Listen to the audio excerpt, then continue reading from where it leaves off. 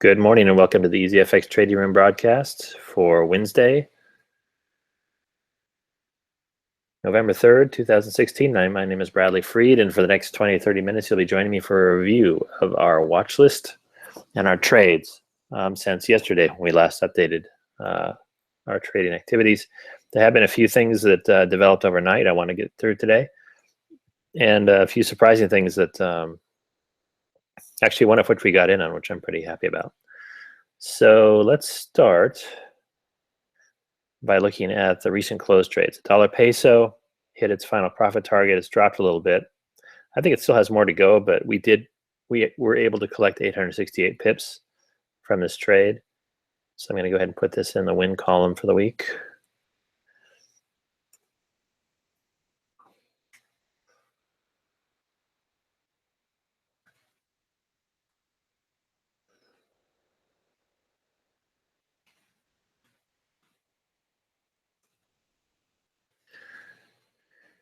Some which didn't work out quite so well. The pound yen actually stopped out.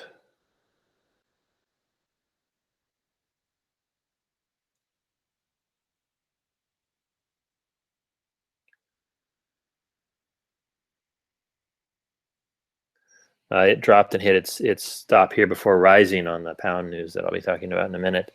Unfortunately, our stop was just a little bit too tight for the volatility, so we got stopped out and took a loss, about 1% on that. I don't see a retrade at this point on this pair, but we'll keep an eye on it, and we may get another chance to get in this later on. But for now, this trade is closed.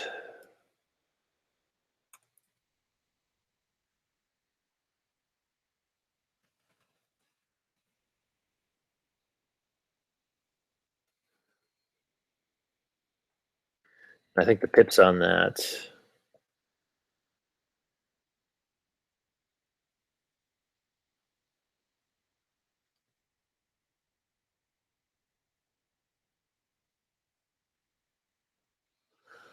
we got it on this candle here, and then the stop was at about 161, so we'll say 161 pips.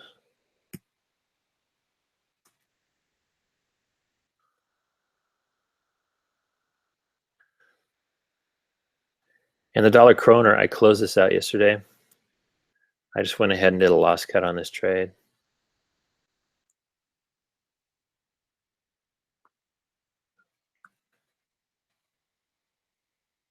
So that's closed.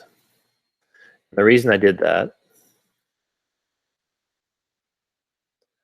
is because we've had a triangular moving average color change here with a class B supply zone, which is a early close signal, and we were headed down towards into our previous supply zone that created this trend entry.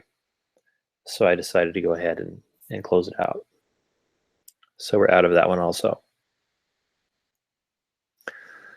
Let's check though the pound dollar. This is one that I got in yesterday. This has actually done really well. We had a news announcement. The High Court in the UK decided that Parliament did have to vote to trigger Article 50 to exit the EU, and this caused the pound to jump quite a bit. It's still jumping this morning as we prepare for financial markets to open. I think that may carry this up. You know, we've had this dropping so far for so long. It's going to give us a little bit of relief. I don't think it's going to get back up here, but I think we can at least get to our initial profit target, if not to our final profit target, and get back to this level up here, at least temporarily. And then we'll see what happens.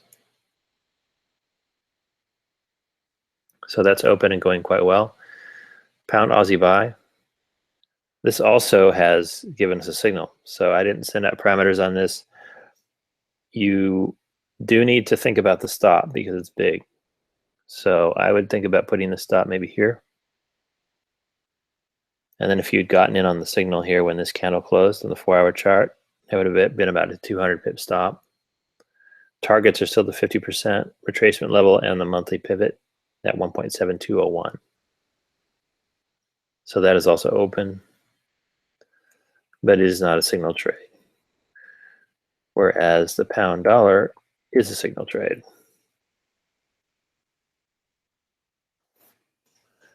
Pound newsy. If you recall, this one had dropped quite a bit. It's now getting back to this entry line here. If it closes above that, we can take a trade.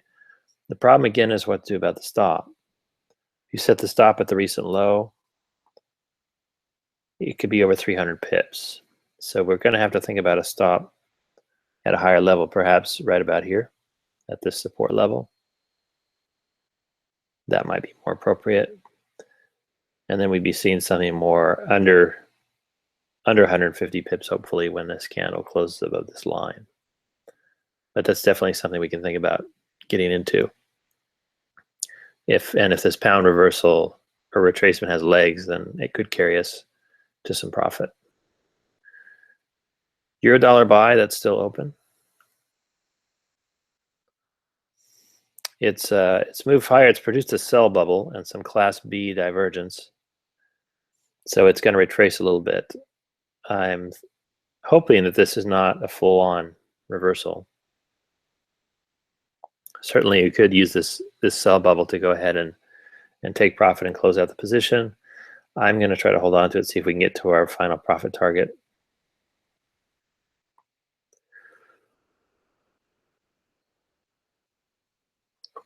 Just because I think it can go further.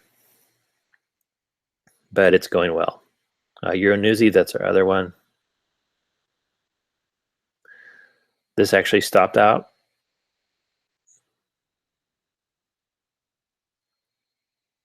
We hit the initial profit target, it dropped, hit the break-even stop.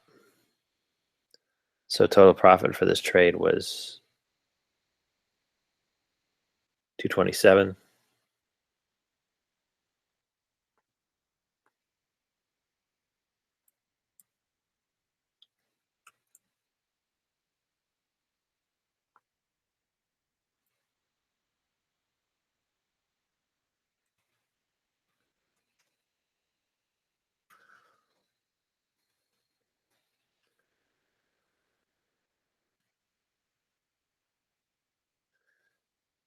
And then let's just take a look at our watching trades. As you can see, getting towards the end of the week, our list has grown shorter. I'm not really wanting to add to this just because we're going to be getting closer and closer to the election, and it's getting tighter and tighter and more contentious. So election day is going to be very volatile in around the world. So I'm just going to manage these out, and then we'll see where we are. Let's look at the New Yen sell.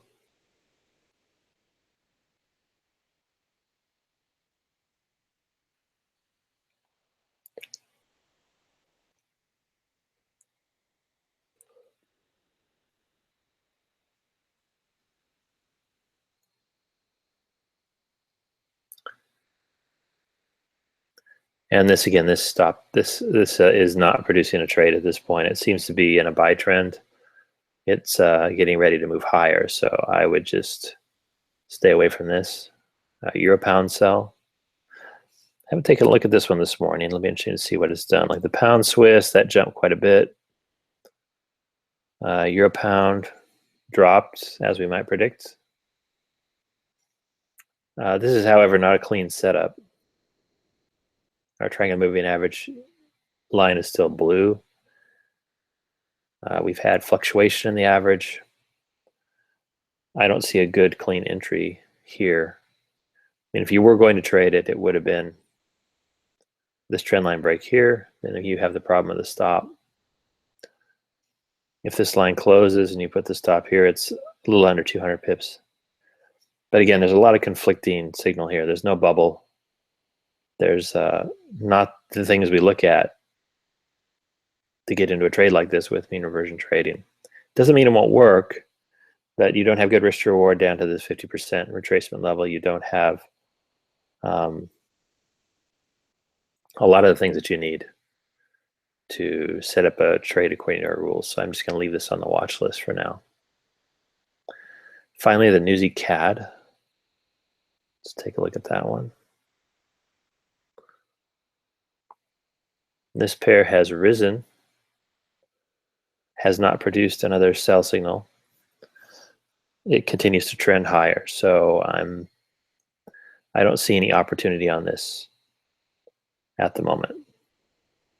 So we'll just leave it on the watch list. And I think that's where we are right now. We've had some good wins this week. 185, 256, 868, 227. Depending on your trade size, each of those would probably produce more than 1% for your account. But we've also taken some losses. So I'm not seeing that we have a massive winning week this week, but we've certainly seen more activity this week than we've seen in over a month. And we've had some winning results. So I'm optimistic that as we get through this election and as the market kind of becomes more clear about the direction of the trend, as some of these things shake out as far as the direction for the next 4 years, the next several years, that we'll start to see some trends assert themselves, and we'll see some opportunities to take more stable profit, and hopefully have some. What we haven't had in a long time is a week where we've made over 1,000 pips, and we do get those of the system on a fairly regular basis. So I'm looking forward to the next one, and just making sure that we adhere to our risk rules. We don't overtrade, we don't get emotional, and we just kind of suck it up and get through this difficult period, doing everything right and following our rules. And then I think we'll be okay. Thanks very much for watching this morning. If you have any questions, you can post to the chat room, or you can post to the trading room group, send me a private message via the website, or you can send me an email. Let me just get over there. Send me an email at EZFXsignal@gmail.com. Look forward to hearing from you. I'll be back on Monday with the next edition of the Trading Room. That's the day before Election Day. So we should have a lot to talk about. We should see some interesting price action between now and then, hopefully pick up some more pips. And of course, I'll be keeping you updated by email with our Signal emails. Take care, and I'll talk to you soon. Have a great weekend. Bye-bye.